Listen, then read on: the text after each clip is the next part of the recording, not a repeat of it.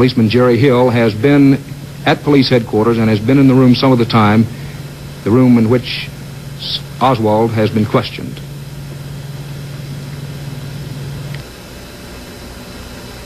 The shots were fired from. The spent cartridges were found on the 6th floor on the southeast window, and we came back downstairs at this time after securing the scene to leave all the evidence for the crime lab.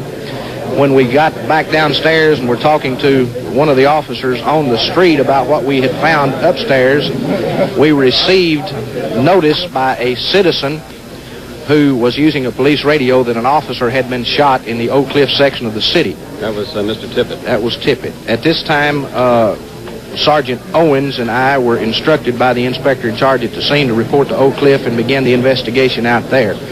On our arrival, we obtained a description of a suspect, and we began tracing his steps through the aid of civilian witnesses. When we first received a location on him, they said he was in one of 2 vacant buildings that were being used for furniture storage in the 400 block of East Jefferson.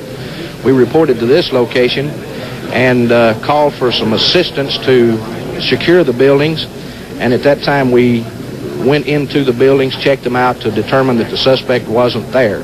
While we were still at this location, we received word that he was in the library at Marsalis and Jefferson.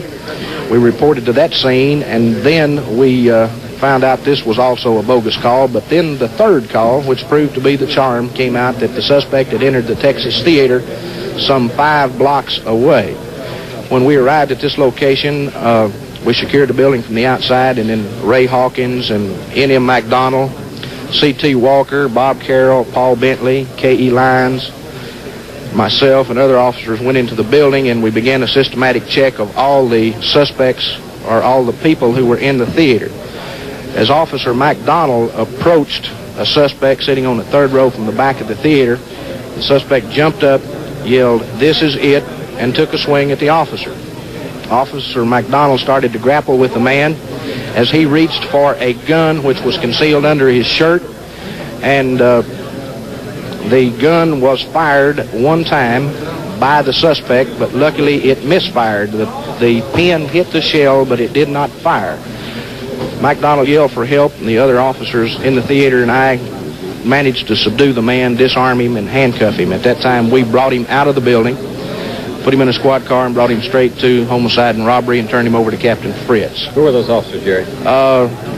Officer Hawkins, McDonald, C.T. Walker, Bob Carroll, K.E. Lyons, Paul Bentley, and myself were the ones that were actually in, along with Bob Barrett from the FBI, who was in on the arrest with us also. And now, very quickly, back to Dallas Police Headquarters for a videotaped live camera scene of Lee Oswald as he was brought into another room for questioning.